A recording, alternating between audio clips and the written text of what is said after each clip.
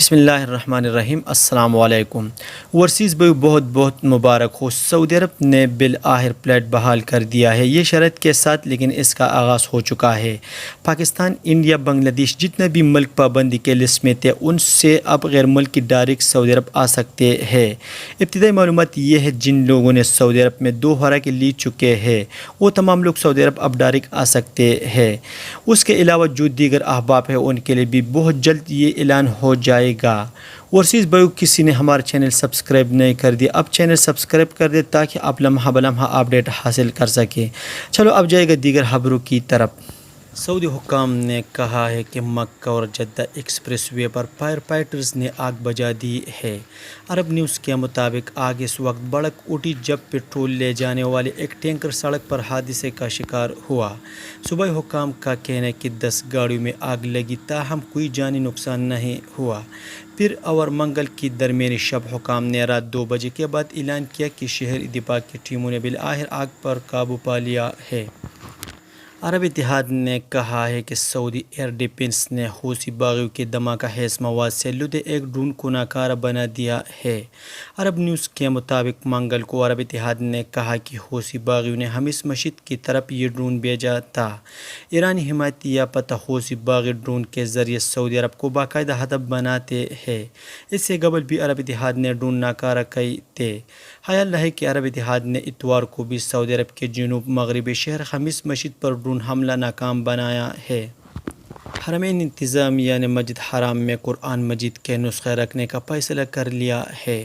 سبق web site کے مطابق انتظامیہ نے کہا کہ تمام حفاظتی تدابیر کے ساتھ قرآن مجید کے نسخے پہلے کی طرح الماریوں میں رکھے جائیں گے۔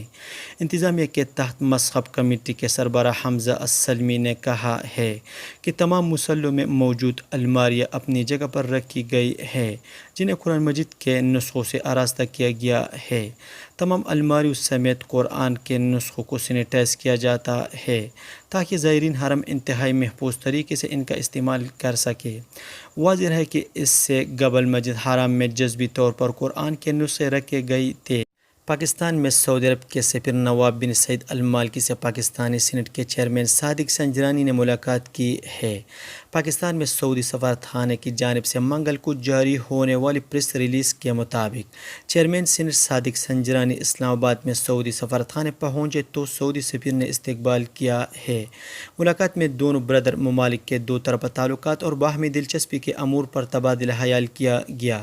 اس موقع پر سعودی سفیر نواب بن سعید المالکی کا کہنا تھا کہ صادق سنجرانی سے مل کر خوشی ہوئی۔ سعودی عرب میں تمام نجی انٹرنیشنل اسکولوں میں سعودیائزیشن کی شرح 90% کرنے کا نفاذ اتوار سے ہوگا۔ سبق ویب سائٹ کے مطابق وزارت ہیومن ریسورس نے اسکولوں کو 4 ماہ کی مہلت دی تھی جو 29 اگست کو ختم ہونے والی ہے۔ ذرائع کا کہنا ہے کہ فیصلے کے نفاذ کے ساتھ ہی سعودی شہریوں کے لیے 8000 اسامیاں پیدا ہوگی۔ یہ وہ مرد و خواتین شہری ہیں جنہوں نے اعلیٰ ڈگری حاصل کر رکھی ہے، جبکہ 3 سال کے بعد شہریوں کے لیے 28000 اسامیاں پیدا ہونے کا امکان ہے۔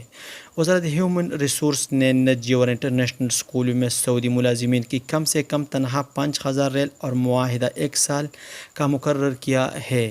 وزارت نے واضح کیا کہ جن سعودی ملازمین کی تنخواہ 5000 سے کم ہوگی ان اداروں کو سعودیائزیشن پروگرام میں شامل نہیں کیا جائے گا۔ یہ تھا آج کا چند نیوز۔ السلام علیکم۔